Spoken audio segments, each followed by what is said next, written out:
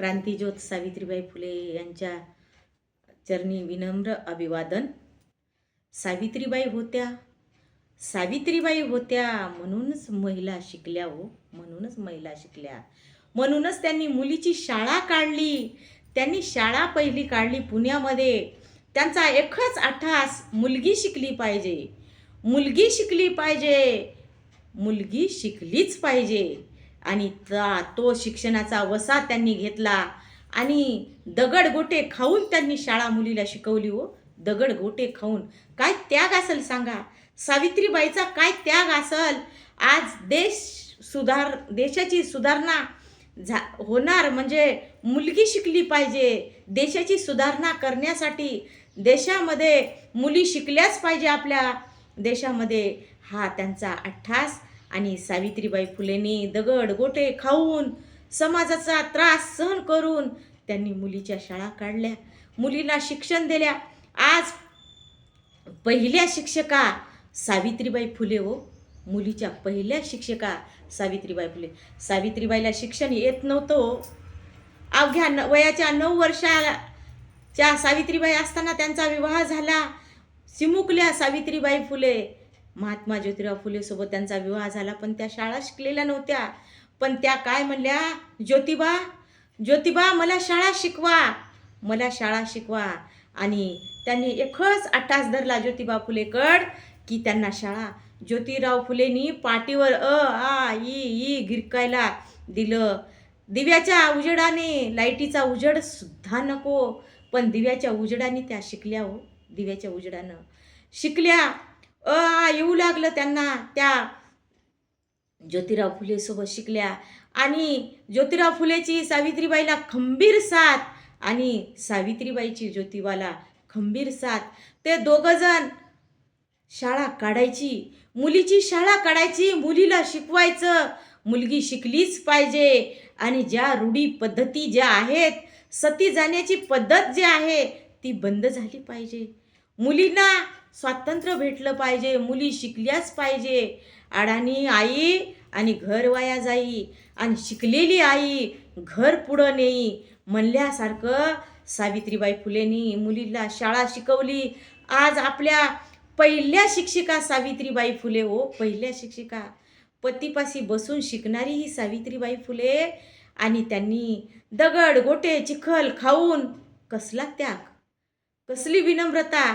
पण त्यांनी पिशवीत साडी घेऊन जाऊन शाळेमध्ये शेणांच्या शितोड्यानं जी भरलेली साडी बदलून त्यांनी शाळेत शिकवलं हो.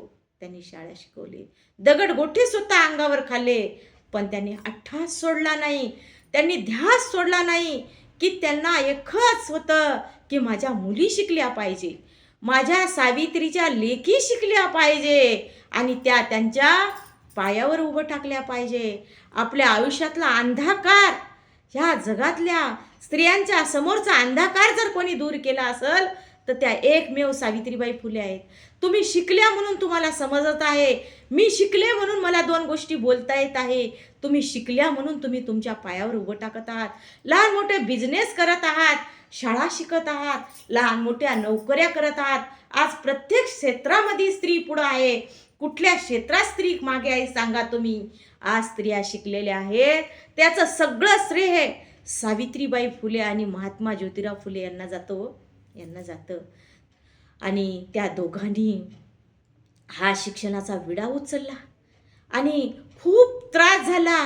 खूप लोकांनी त्यांना त्रास दिला, खूप लोकांचा त्रास सहन करून, पण ते मागे हटले नाही. वाटल ते आम्ही त्रास सहन करू, वाटल ते आम्ही त्रास सहन करू, पण ही शिक्षणाची गंगा प्रत्येक गावात, प्रत्येक घरात, प्रत्येक दारात गेली पाहिजे. आणि प्रत्येक घरातली मुलगी शिकली पाहिजे, प्रत्येक कुळातली मुलगी शिकली पाहिजे. मुलगी अडाणी राहिलीच नाही पाहिजे. आणि हा सगळा शाळा निघल्यामुळं ह्या सगळ्या जगातल्या मुली शिकू लागल्या हो, शिकू लागल्या. आज मुली शिकल्यामुळं किती प्रगती होत आहे आपली, किती प्रगती झाली देशाची, किती कुटुंबाची प्रगती झाली, किती कुळाचा उद्धार झाला. आज शिकलेली मुलगी 2 कुळाचा उद्धार करते. आणि शिकलेली मुलगी 2 कुळाचा उद्धार करून स्वतःवर जर अन्याय अत्याचार झाला तर वाचा कोण फोडते, तर हे शिक्षण वाघिणीचं दूध आहे. हे ज्यानं प्राशन करील, ते दूध ज्यानं प्राशन करील शिक्षणाचं, तर ते डरकाळ्या मारल्याशिवाय राहणार नाही. आणि महिलांनी अन्याय अत्याचार सहन करायच्या मागच्या काळातल्या महिला, पण या काळातली महिला अन्याय अत्याचार सहन करायला तयार नाही. कारण तिनं शिक्षण घेतलं, तिला कायदा समजला, तिला अन्याय अत्याचार समजलं, कारण तिने शिक्षण घेतलं. शिक्षणामुळं तिला कळलं की अन्याय करणाऱ्यापेक्षा अन्याय सहन करणारा मूर्ख. आणि आज प्रत्येक घरातली महिला आवाज उठवत आहे, अन्याय अत्याचार सहन करत नाही. कारण शिक्षणाचं महत्त्व, शिक्षण तिनं घेतलं म्हणून ती आवाज उठवत आहे. तर पुन्हा एकदा आज 3 जानेवारी सावित्रीबाई फुले यांच्या जयंतीनिमित्त ज्योतिबा फुले आणि सावित्रीबाई फुले यांना पुन्हा एकदा या स्त्री शक्ती, नारी शक्तीकडून विनम्र अभिवादन करते, विनम्र अभिवादन करते.